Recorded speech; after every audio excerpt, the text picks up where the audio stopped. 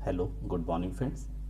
आज आपने एक न्यूज़ पढ़ा होगा जहां आपने ये देखा होगा कि Supreme Court ask whether a foreigner can be allowed to use a Aadhaar to gain a entry into the poll roll. So ये हम देखेंगे कि ये पर्टिकुलर केस क्या है और रिसेंटली अभी सुप्रीम कोर्ट ने क्या कहा है। आपने देखा होगा अभी बिहार में एसआईआर एक्सरसाइज कंडक्ट हुआ था, special incentive revision of the electoral roll. और अब इलेक्शन कमीशन ने ये भी कहा है कि अब आगे भी इन सम स्टेट्स हम इसको कंडक्ट करेंगे। ओके, सो ये भी पॉलिटिकल डिबेट पहले भी था, आज भी बना हुआ है। ओके, तो यही मैटर अब सुप्रीम कोर्ट में चैलेंज हुआ है और ये भी चैलेंज हुआ है the constitutional validity of SIR exercise. तो ये जो इलेक्शन कमीशन ऑफ इंडिया का ये इनिशिएटिव है, कॉन्स्टिट्यूशनली कितना वैलिड है कितना नहीं है। तो हमारे chief justice of India Suryakant साहब जो बेंच हेड कर रहे हैं वही ये पर्टिकुलर केस को सुन रहे हैं। तो यहाँ पर ये भी एक क्वेश्चन है, क्या Aadhaar be use to automatically registered a person as a voter even if a person may be a foreigner.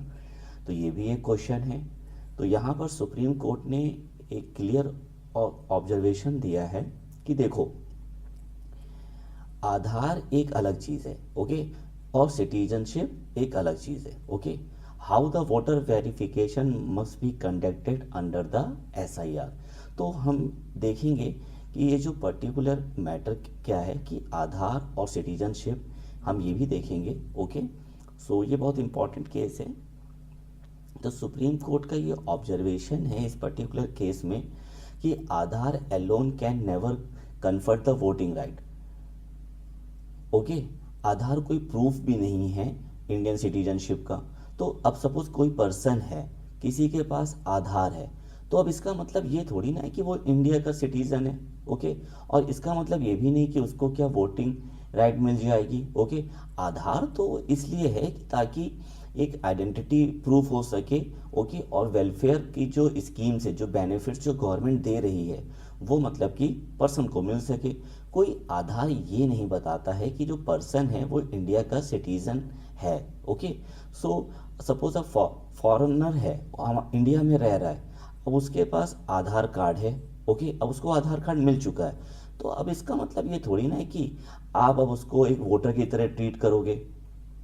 तो ये पर्टिकुलर ऑब्जर्वेशन अभी सुप्रीम कोर्ट का है इस केस में। ओके, अच्छा, कोर्ट ने ये भी एक क्वेश्चन पॉइंट किया है, इफ़ अ फॉरेन लेबर, आपने भी देखा होगा बहुत सारे ऐसे कि जैसे स्ट्रीट वेंडर्स हैं, रिक्शा वाला है, उनके पास आधार है, ठीक है, राशन के लिए या कोई बेनिफिट जो गवर्नमेंट दे रही है। अब should such a person become a voter automatically. तो सुप्रीम कोर्ट ने कहा नहीं, बिल्कुल नहीं, ऐसा नहीं होगा। जैसे कि अभी हमने आपको बताया कि सुप्रीम कोर्ट ने कहा है कि आधार कोई ये प्रूफ नहीं है कि जो पर्सन है वो इंडिया का सिटीज़न है। ओके, तो ये बहुत बड़ी बात है, अभी सुप्रीम कोर्ट ने इसको कहा है। और यही कहा है कि Aadhaar can never confer a voting right. ठीक है, सिर्फ आधार की बेसिस पे ही आप किसी पर्सन को वोटिंग राइट नहीं दे सकते।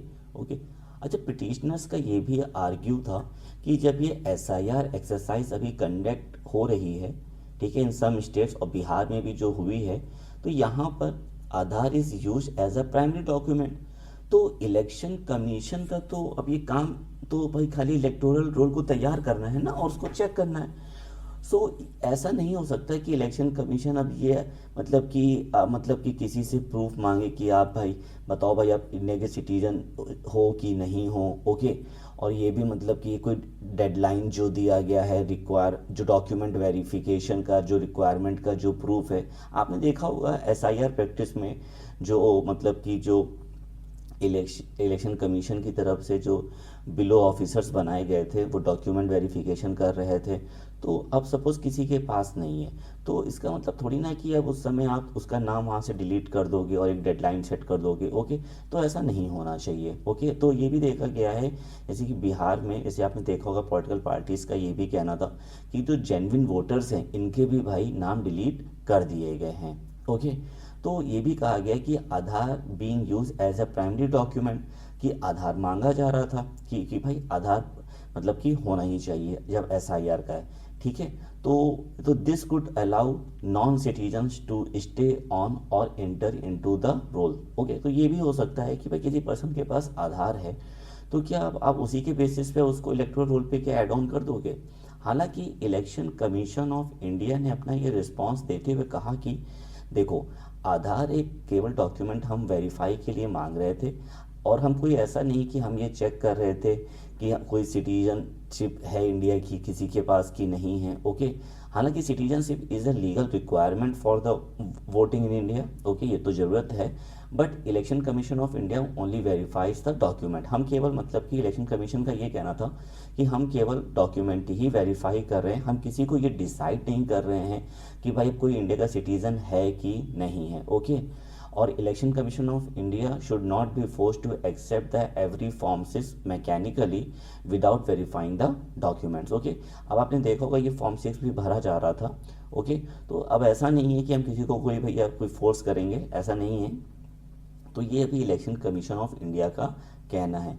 हालांकि अगर आप देखें तो कॉन्स्टिट्यूशन में आर्टिकल नंबर 326 है जहाँ पे ये मतलब कि वोटिंग राइट्स मिलते हैं। हालांकि अगर लीगल प्रोविजन की बात करें तो there is a representation of people act is also there, we give the voting rights to the citizen.